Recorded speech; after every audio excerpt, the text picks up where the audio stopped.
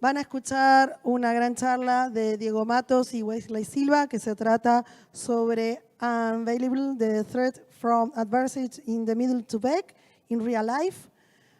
Enjoy it. Son de Brasil. Igual se entiende re bien, así que sí, tutu choya. Disfrútenla y después hacemos unas preguntitas, así que bienvenidos.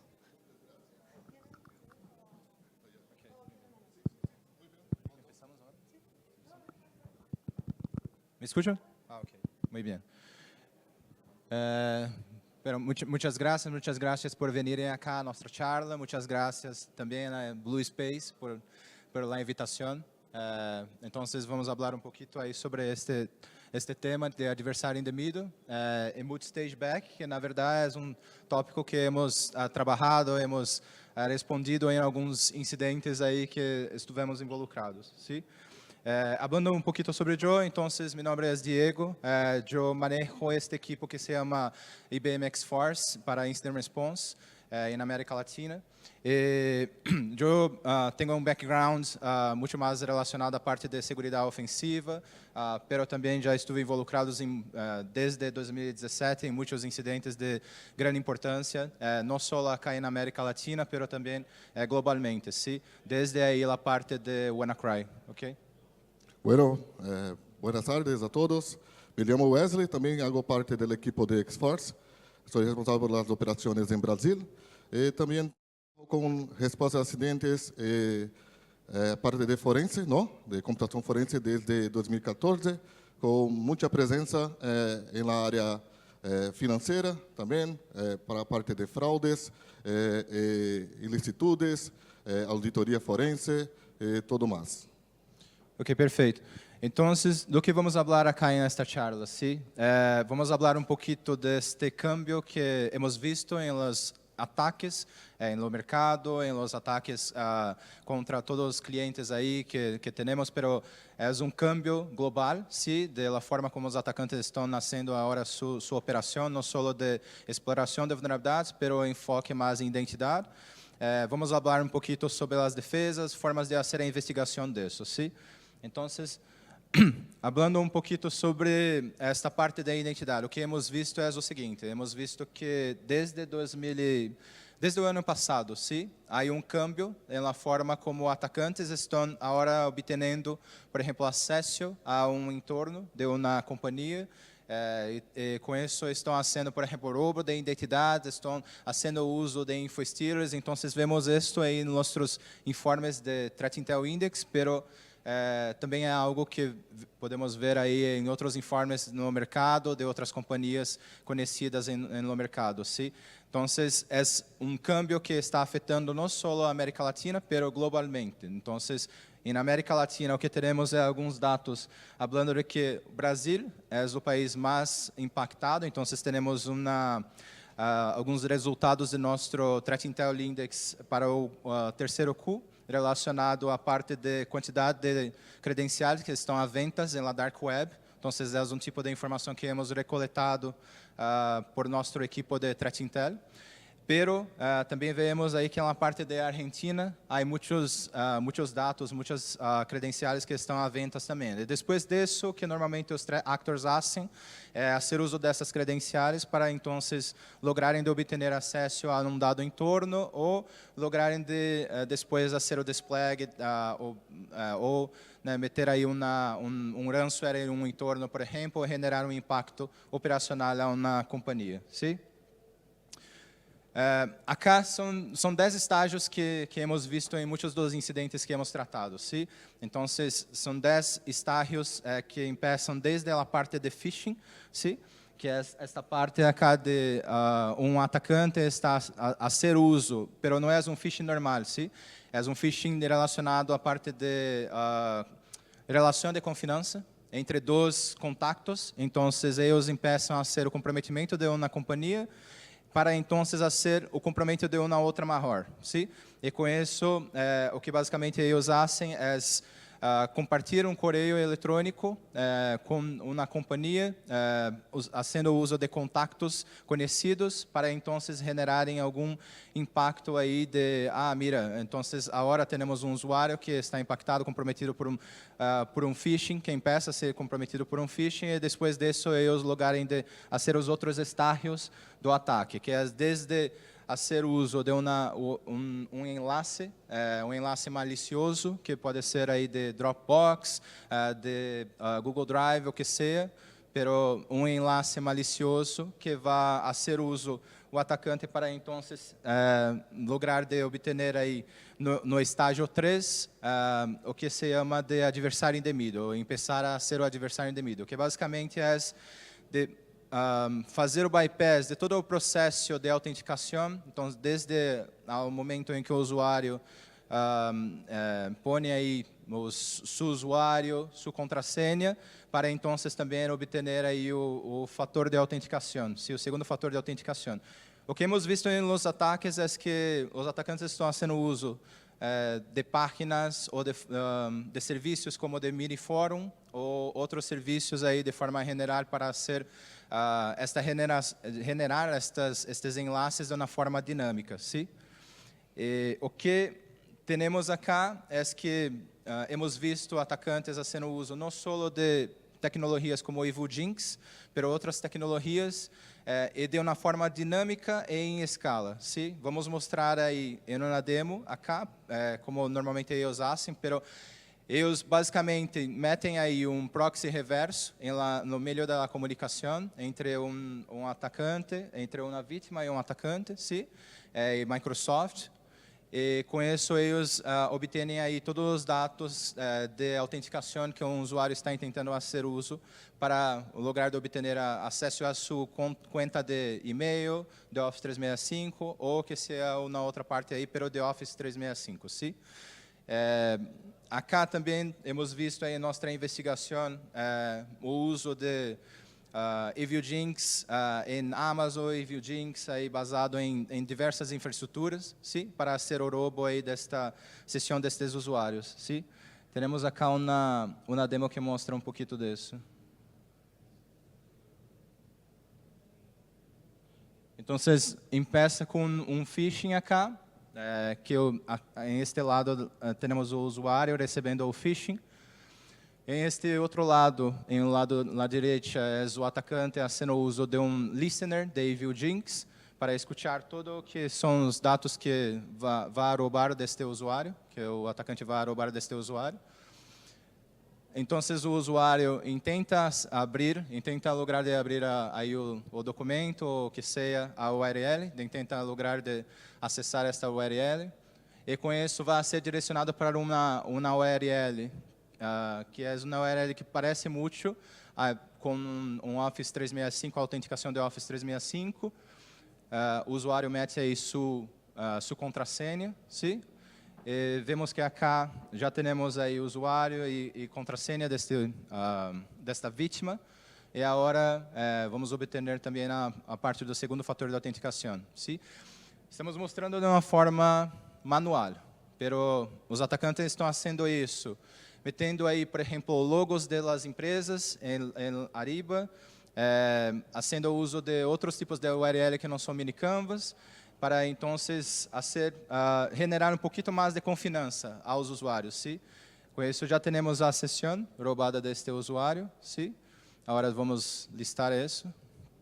E aí lá o usuário, contrassenha, e acá o session ID, o cookie, sim? Pero veja que em la dark web, se você ver, há serviços já que estão disponíveis para fazer isso como um phishing as a service, que haces aí o intento de fazer o bypass do fator de autenticação, e com isso logra aí de fazer o roubo de identidades desses usuários, sim? Depois disso é um processo muito sencillo, sim? É solo de fazer uso desta, vou dar um play aqui. É só fazer uso deste cookie e fazer o refresh disso em seu browser, sim? Pero novamente, é uma forma manual, ok? Então, parece muito básico, pero eles fazem em escala isso. O que está acontecendo é que se está passando muito disso em muitas companhias.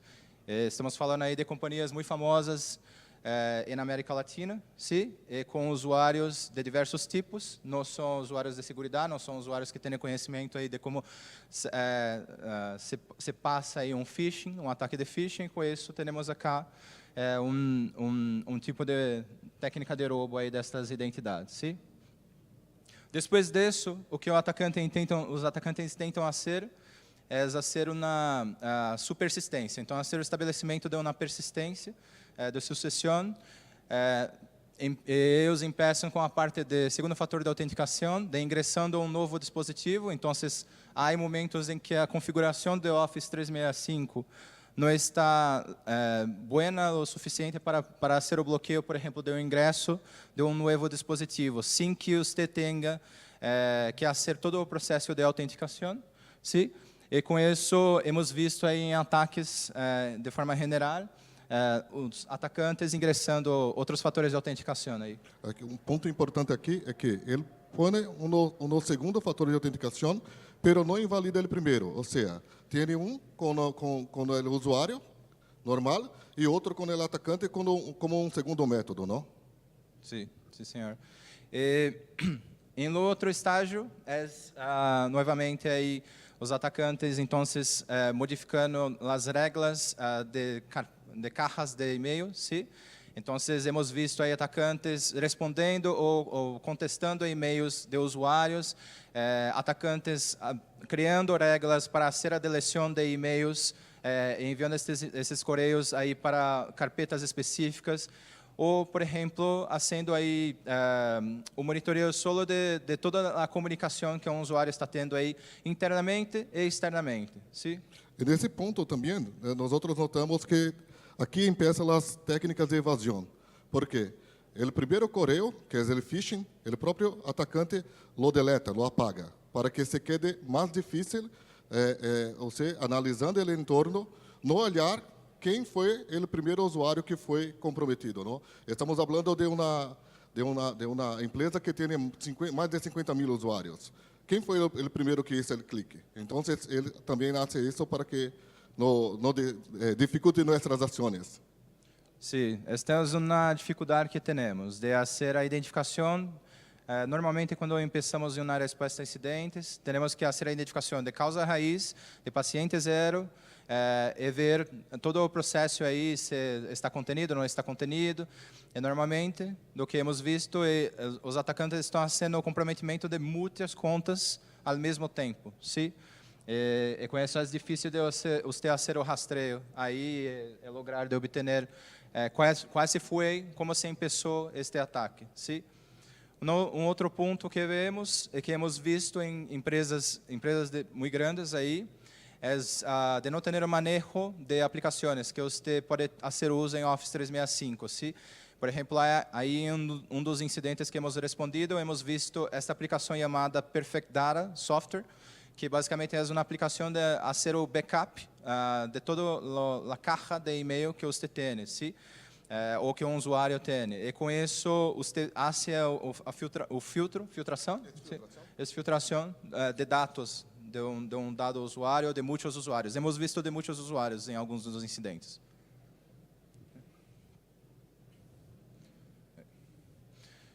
E também, como estágio 8, o que temos é agora o atacante tentando fazer o comprometimento de outras contas internamente e externamente, sim?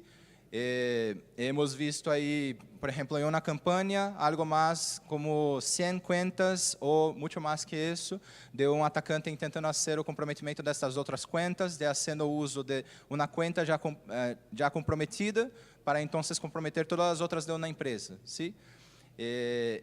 Normalmente os atacantes fazem uso de um identificador em los correios que eles enviam às vítimas, aos usuários. ¿Sí? E com isso, em la investigação, por exemplo, acá, há um exemplo em que mostramos só aí mais de 100 correios ou 100 URLs, 100 enlaces que este atacante estava tentando fazer uso para ser comprometimento de outras contas internamente.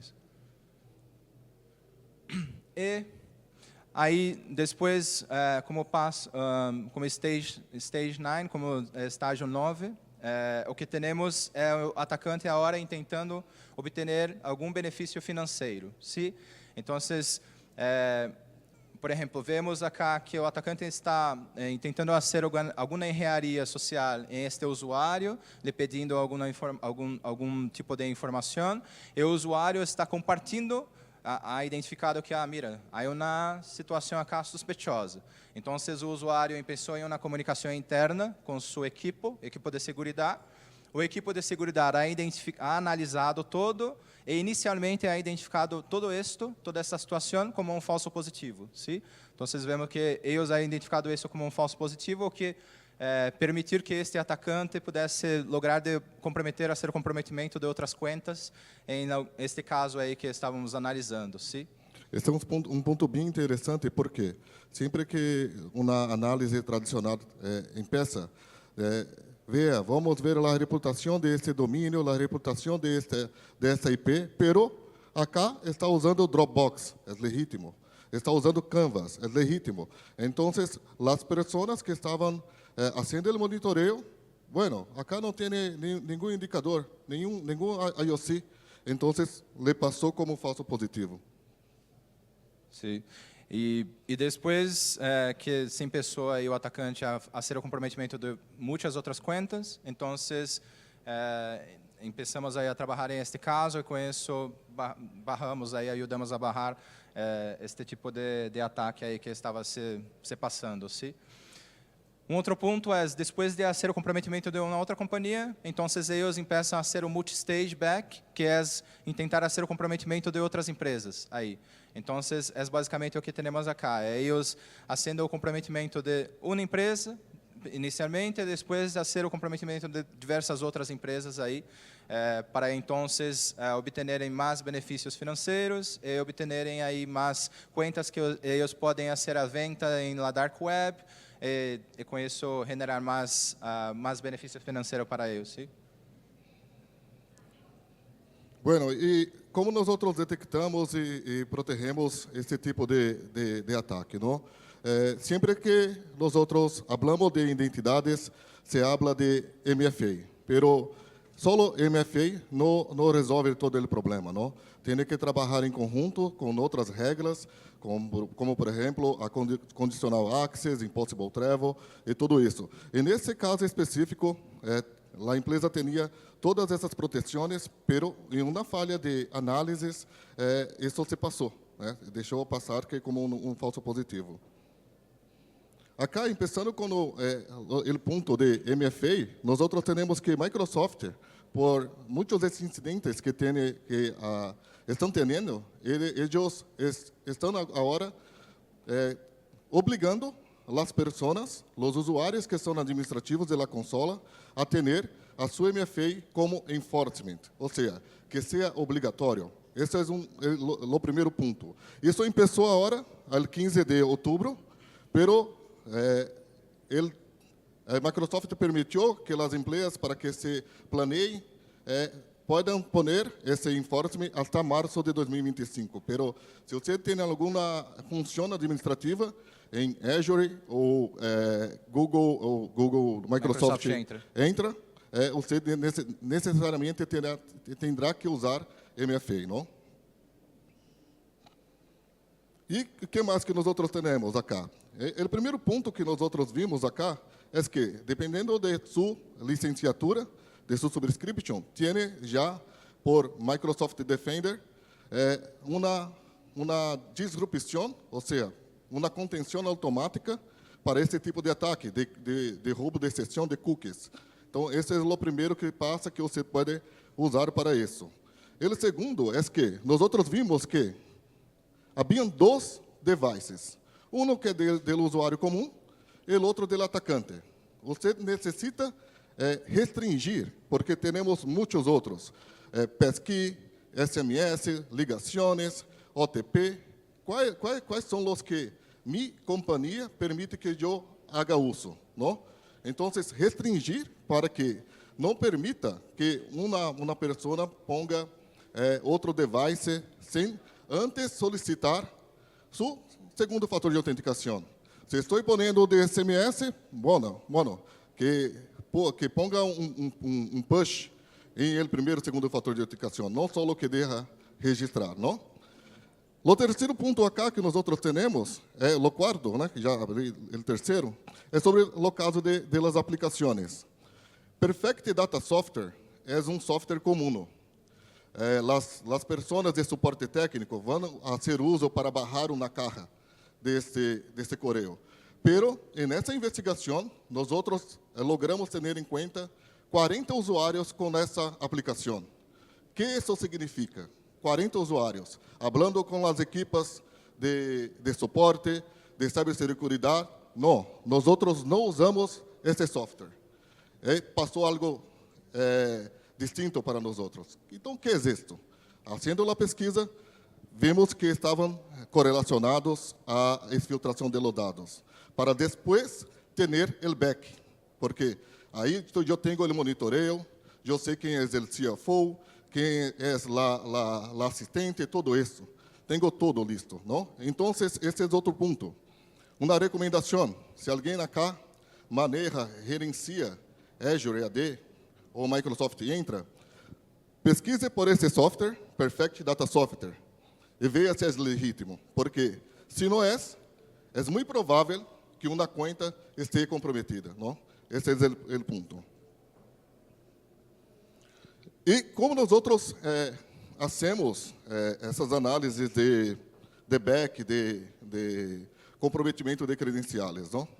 Nós começamos sempre fazendo uma triagem. Essa triagem, você pode fazer uma limitação de escopo, que é, bueno, não é comum que os usuários ponga redirecionamentos externos para outros domínios. Então, hago um filtro, bueno, de 3 meses, que é o máximo que Microsoft nos permite, de log, não? Quem são as cajas que estão enviando e-mail externo? Já tenho uma primeira listagem, não? De los usuários. Depois, fazemos uma revisão rápida, né? E depois coletamos os logs. O que são os logs?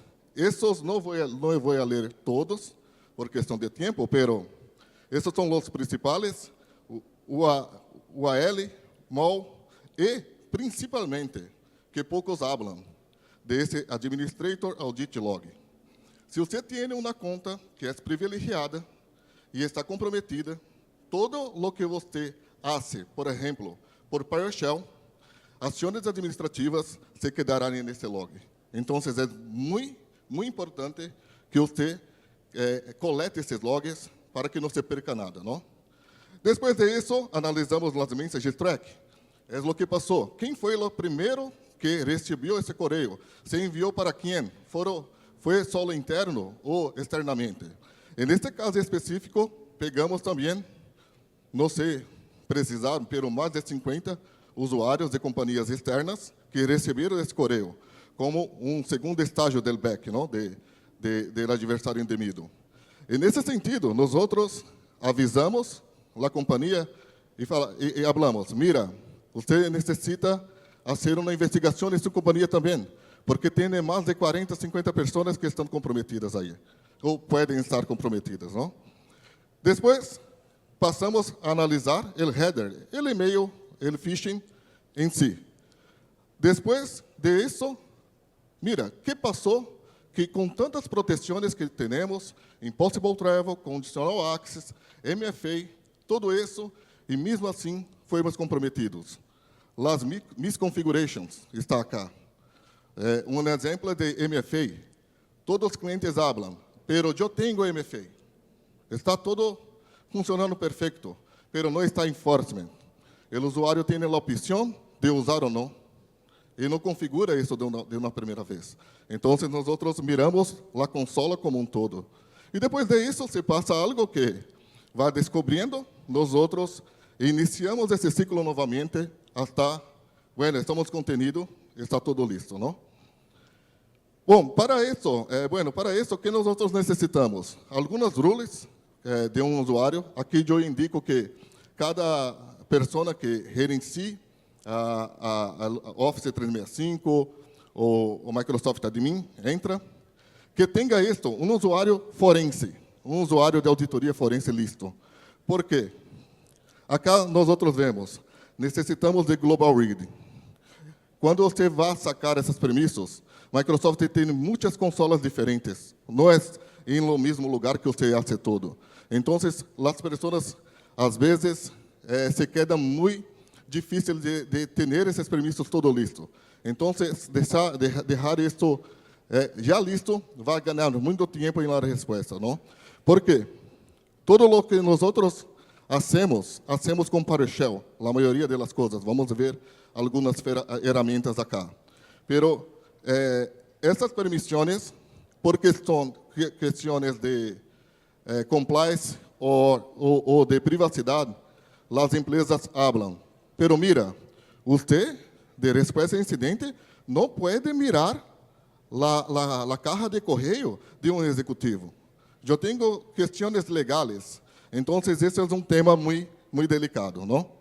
Sim, normalmente quando estamos respondendo um incidente, quando começamos este tipo de situação, de caso de incidente, então temos que esses tipos de privilégios são coisas que você tem que falar desde o começo do incidente, porque senão o que se passou muitas vezes é de temos que ter chamadas com os CISOs das companhias, com os C-level de forma general, para falar da importância de termos estes privilégios, porque senão, quando você corre, por exemplo, um PowerShell para fazer a recoleta de uma informação para análises, você não vai ter toda a informação necessária para fazer a investigação, sim?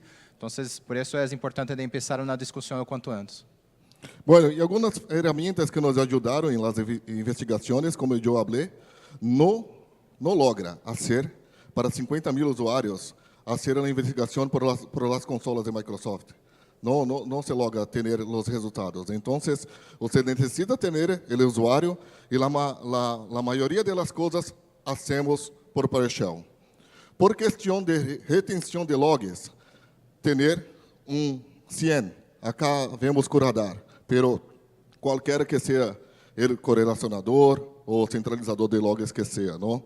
Também para ser enriquecimento de los dados, VirusTotals, IBM Xforce Exchange e muitos outros, né? Pero acá temos duas tools, ferramentas em específicos que são free de GitHub, que é Invictus IR, e Hawk, que nos ajudou muito. ¿Por quê?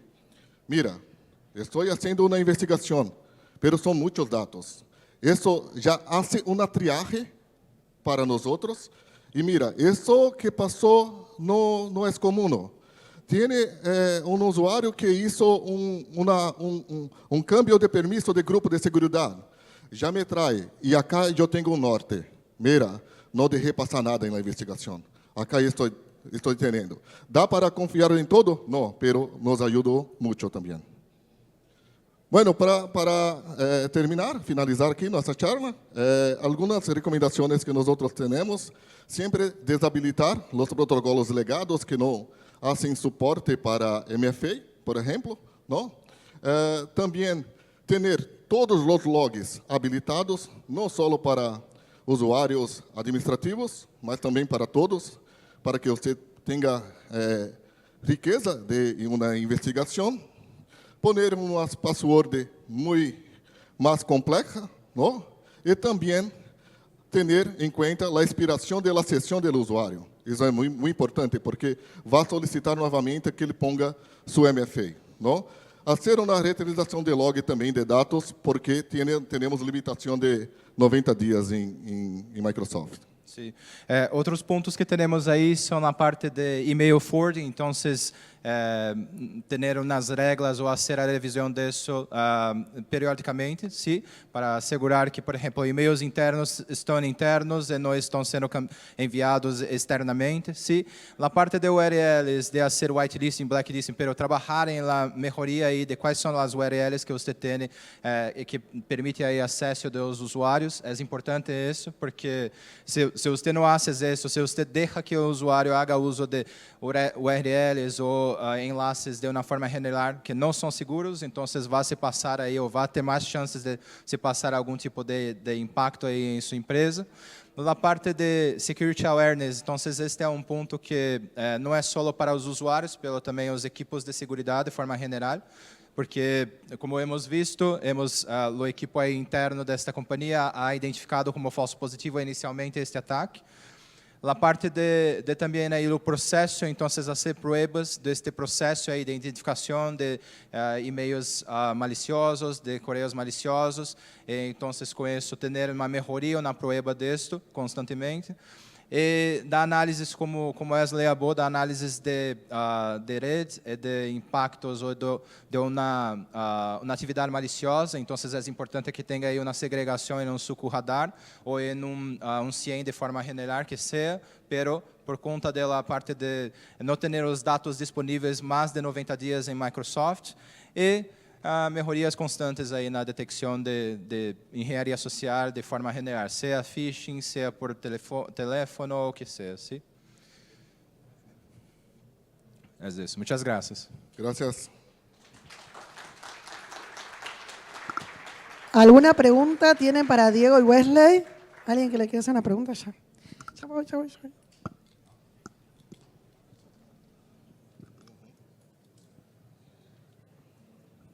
Hola, muito obrigado y parabéns. Gracias. Una pregunta nada más. ¿Desde cuánto tiempo transcurrió entre el Stage 1, que fue el primer phishing, hasta que fue la detección del compromiso de cuenta? Sí, nosotros fuimos involucrados en ese incidente cuando todo ya pasó. Entonces, hicimos la línea temporal, ¿no? La línea del tiempo. Pero cuando el cliente recibió, ese usuario recibió ese correo, se pasó todo el mismo día, ¿no? No fueron pouquísimas horas para hacer todo. Pero ese usuario en específico que traemos el ejemplo acá, pero tenemos muchas otras, más de 100. Estos tenía comprometimiento de más de 6 meses que tenía el atacante en el entorno, haciendo monitoreo, todo eso del usuario, ¿no? ¿Alguna más? Si no, igual, sí. Una pregunta, Wesley. La herramienta que vincula al atacante para hacer el backup o la descarga de los datos, ¿es una aplicación gratuita? Sí, Okay. sí. Es gratuita, está disponible, normal. Hace mucho uso las personas que quieren hacer manutención de las cajas. Mira, voy a cambiar de computadora y necesito bajarlo toda la caja para un PST, por ejemplo. Y de cara a atribución, ¿deja algún perfil o algo por el estilo que uno sepa qué usuario lo hizo, un correo electrónico o algo así o no? ¿Cómo? No entendí. De cara a atribución, cuando tú ves ese registro, digamos, ¿hay algún perfil, hay un indicador o algo que me diga a mí es que el atacante fue un correo X o Y o no se puede ver pero nada? el del propio correo de la persona que está comprometida. No, pero digamos que cuando tú vinculas el servicio, ese que me mencionas, no sé si queda algún rastro para ver quién fue el que está asociado a esa cuenta o cómo funciona ese servicio. Ese servicio es instalado en su computadora normal y usted pone sus credenciales. Entonces, si yo tengo una computadora, mi computadora personal, yo instalo, hago la instalación, next finish.exe, y pongo mis credenciales de Office 365. Pongo la usuario, la contraseña, y punto. Es como si estuviera haciendo un login normal en Outlook. Bueno, muchas gracias, Diego, Wesley. Gracias.